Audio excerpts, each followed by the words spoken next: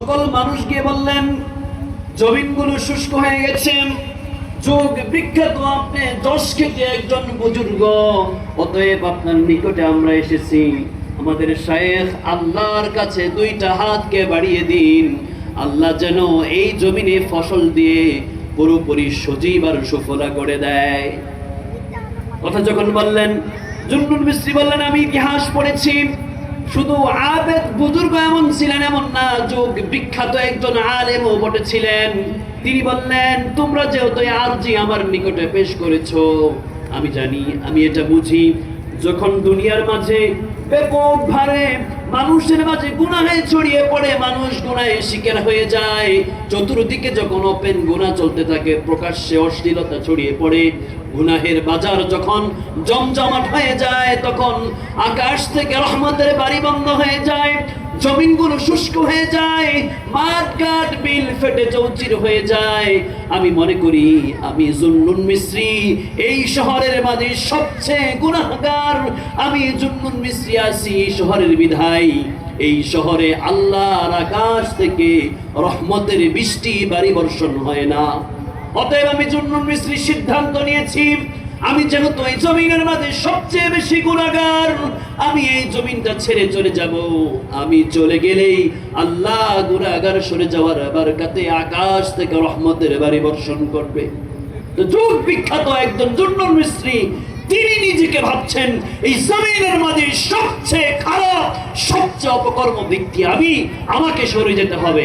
আর আমাকে যদি বলা হতো এই জমিনে অনাবৃষ্টি, এই বাংলার জমিন কুসন্তান দ্বারা ভরে গেছে, এই বাংলার জমিন অসভ্যতার লেশে ভরে গেছে, অসভ্যতার বাজার জমজমাট হয়েছে, ভাবতাম অমুকের ছেলে তো খারাপ, অমুকের ছেলে তো মাদক দ্রব্য সেবন করে, অমুকের মেয়ে তো অপকর্মের সাথে লিপ্ত, অনেকের স্ত্রী তো এই কাজে লিপ্ত, তাই বুঝি দেশের এই অবস্থা, নিজের ব্যাপারে চুপ, ঠিক কিনা? অথচ জুন্নুন মিস্ত্রি রহমতুল্লাহি আলাইহি নিজেকে কথা বলেন যে জগতের মাঝে আমি সবচেয়ে খারাপ, আমি যদি ভূমি থেকে চলে যাই আকাশ থেকে রহমতের বাড়ি বর্ষণ হবে।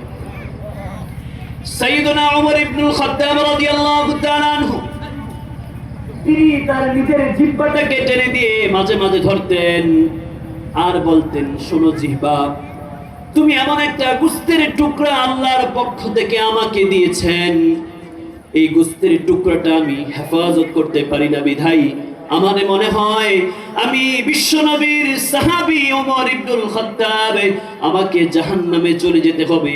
এই বলে সাইয়্যিদুনা ওমর তার জিহ্বাটাকে টেনে ধরে শাসন করতেন। অথচ বিশ্বনবী বলেন, আর ওমর ফিল জান্নাহ, আমার সাহাবী ওমর হলো জান্নাতের সাহাবী। বিশ্বনবী আবার যখন মেরাজে গেছেন, দেখেন সাদা সুন্দর একটা জান্নাতের মাঝে বিশাল প্রাসাদ নির্মিত। তিনি বললেন, আমার খুব মনে চাই এই প্রাসাদটা কার জানতে। সাইয়্যিদুনা জিবরাইল আমিনকে জিজ্ঞেস করলেন, জিবরাইল আমিন, এত সুন্দর একটা প্রাসাদ আমি দেখছি, এই প্রাসাদটা জান্নাতের মাঝে কার? রাসূলুল্লাহকে জিবরাইল আমিন খবর দিলেন, এই প্রাসাদটা আপনার সাহাবী ওমর ইবনুল খাত্তাবের। যে সাহাবীর ব্যাপারে মিরাজের রজনীতে রাসূল স্বচক্ষে দেখে আছেন, তার জন্য আগ থেকে এই জান্নাতের মাঝে সুন্দর একটা প্রাসাদ নির্মিত। সেই সাহাবী নিজের জিহ্বাটাকে টেনে ধরে বলতেন, জিহ্বা, তোর কারণে আমি হয়তো আল্লাহর জাহান্নামে চলে যাব। ওমর ইবনুল খাত্তাব রাদিয়াল্লাহু তাআলা আনহু নিজেকে এতটা অপরাধী মনে করতেন, মদিনার মাঝে বিশ্বনবীর একজন গোপন বিষয়গুলো জানতেন। হুযায়ফা রাদিয়াল্লাহু তাআলা আনহু কিয়ামতের বর্ণনাগুলো, কিয়ামতের এই আগ পর্যন্ত নবী চলে যাওয়ার পরে কারা কারা মুরতাদ হয়ে যাবেন, কারা কারা মুনাফিক মদিনার মাঝে আছেন, কিয়ামতের আলামতগুলো কি হবে, কার বংশ থেকে দাজ্জাল বের হবে, কে দাজ্জালের সঙ্গবদ্ধ হবেন, সব বিষয়গুলো বিশ্বনবী একজন সাহাবী হুযায়ফা রাদিয়াল্লাহু তাআলা আনহুর কাছে বলে গেছেন। হুযায়ফা রাদিয়াল্লাহু তাআলা আনহু সব গোপন বিষয়গুলো জানতেন, বিশ্বনবী তাকে জানিয়ে গিয়েছিলেন। আর সকল সাহাবায়ে কেরাম যারা রাসূলের সত্যকারী অনুসারী ছিল, যারা নবীজি চলে যাওয়ার পরেও ইসলামের জন্য নিজের জীবনটা ব্যয় করে দিয়েছেন, এমন সাহাবায়ে কেরাম রাদিয়াল্লাহু তাআলা আনহু, সাইয়্যিদুনা হুযায়ফা যেই সাহাবার যেই ব্যক্তির জানাজায় অংশগ্রহণ করতেন না, আর কোন সাহাবীও সেই জানাজায় অংশগ্রহণ করতেন না, কারণ হুযাইফা জানেন এই যে ব্যক্তি মারা গেছে সেগুলো রাসূলের ঘোষণা মোতাবেক মুনাফিক, তার জানাজা যাবে না। তাই সাইয়েদনা ওমর রাদিয়াল্লাহু তাআলা আনহু হুযাইফা রাদিয়াল্লাহু তাআলা আনহুকে কাছে গিয়ে জিজ্ঞাসা করে বলতেন, ও হুযাইফা, তুমি একবার বলে দাও আমি ওমরের নামটা কি ওই মুনাফিকদের লিস্টের মাঝে আসেনি? অথচ রাসূল বললেন ওমর ফিল জান্নাহ, আমার সাহাবী ওমর জান্নাতে। রাসূল আরো বললেন, লাউ কানা বাদি নাবিয়ান লাকানা ওমর, আমার পরে যদি বিশ্ব নবী নবী বলতে কেউ স্বীকৃতি পেত, আমার প্রাণের সাহাবী ওমর বিশ্ব নবী হয়ে যেত। সেই সাহাবার ব্যাপারে সেই সাহাবা নিজেকে প্রশ্নবদ্ধ করতেন, নিজেকে জিজ্ঞাসা করতেন। আলাইকুম আনফুসাকুম, নিজের উপর অনেক বেশি ফিকির রাখা চাই। চোখ দুটাকে বন্ধ করে চেয়ে দেখেন আমি যে সুন্নতের পুরোপুরি পাবন্দি করেছি। আল্লাহ আমাকে বললেন, হে মুমিনগণ, তুমি বাঁচো, ওয়া আহলিকুম, তুমি তোমার পরিবারকে বাঁচাও, কু আনফুসাকুম ওয়া আহলিকুম নারা, তুমি তোমাকে বাঁচাও, তোমার পরিবারটাকে বাঁচাও নার জাহান্নামের আগুন থেকে।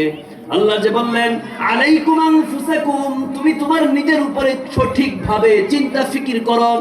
যদি নিজেকে হেদায়েতের রোশনির সাথে আঁকড়ে ধরতে পারো, সূরাতুল আলে ইমরানের মাঝে আল্লাহ সূরাতুল বাকারার মাঝে বলেন লান ফিসাম লাহা, আল্লাহর রশিকে এমন ভাবে ধরতে হবে, লান ফিসাম লাহা, কোনদিন ছুটে দেওয়ার মতো না, এমন ভাবে আমি কি আমার ঈমানটাকে কালেমার রশি দ্বারা বেঁধেছি কিনা। এখনো কি যদি আমার সামনে পৃথিবীর বিশাল এক টাকার মহড়া চলে আসে, আমাকে যদি ঘোষণা করে দেওয়া হয় তুমি এই সাম্রাজ্যের চেয়ারম্যান হয়ে যাবে, তুমি এই সাম্রাজ্যের নেতা হয়ে যাবে, তাহলে সেই কঠিন প্রস্তাবের সামনে আমি আমার ঈমানটাকে কতটুকু ভাবে ধরে রাখতে পারবো সে বিষয়ে নিজেকে কখনো